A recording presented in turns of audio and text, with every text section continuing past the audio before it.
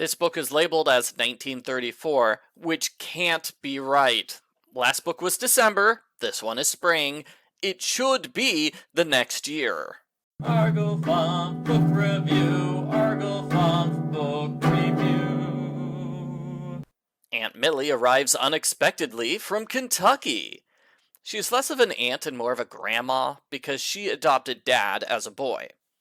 Aunt Millie's a lot of fun. She's energetic, uses the most Jim Dandy expressions, and likes to quote Shakespeare.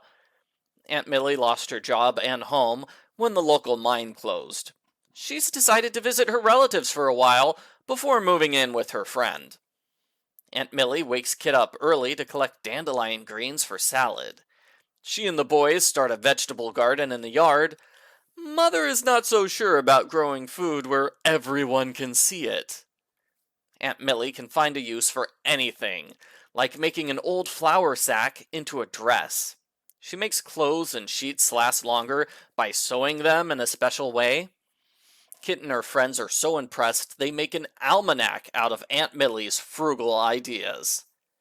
Aunt Millie charms the ragman by giving apples to his horse. She chats with the butcher for a long time in order to get a good discount on food. I'm kind of jealous this works. The stores and restaurants near me never change their prices, no matter how nice I am to the cashier. Aunt Millie shows if you go grocery shopping on Saturday night, you get a large discount on all the food that's about to expire. Kit likes saving money, but she feels embarrassed that everyone in the store knows they're too poor to pay full price. Aunt Millie buys a bunch of chickens, which is kind of rude. She should have asked Mother and Dad first. I'd be really mad if a house guest showed up with livestock for me to take care of. Kit likes selling the chicken eggs, but again, she feels embarrassed when people recognize her. Kit finds a sad-looking dog. The sign on the dog's neck says, "Can't feed her anymore." Kit brings the dog home. The dog runs wild and chases the chickens, utterly ruining Mother's garden party. They ironically name the dog Grace. Aunt Millie shows up at Kit's school, looking kinda silly. She invites all the kids to Kit's penny-pinching birthday party. The other kids laugh so much, Kit's embarrassed. She wishes Aunt Millie had never come. Aunt Millie takes the statement the wrong way and decides to go back home. The Kittredges rush to the train station to stop her from leaving. Aunt Millie decides to stay, after seeing Kit's Waste Not, Want Not almanac. Kit's birthday party is a lot of fun, and the kids like Aunt Millie's penny-pinching lessons best of all. The end. Post-book follow-up. This is basically an Aunt Millie book. No offense to Kit, but Aunt Millie stole the show. It feels more educational than the other books in the series, because Kit's learning a lot of different things.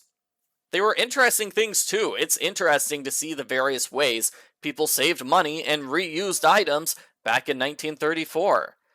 Several of them are good ideas that still work today, almost 100 years later.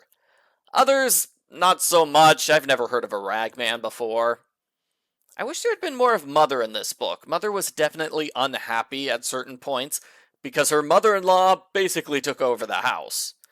I would have liked seeing that subplot get fully fleshed out, although I understand it didn't because Kit is the main character, not Mother.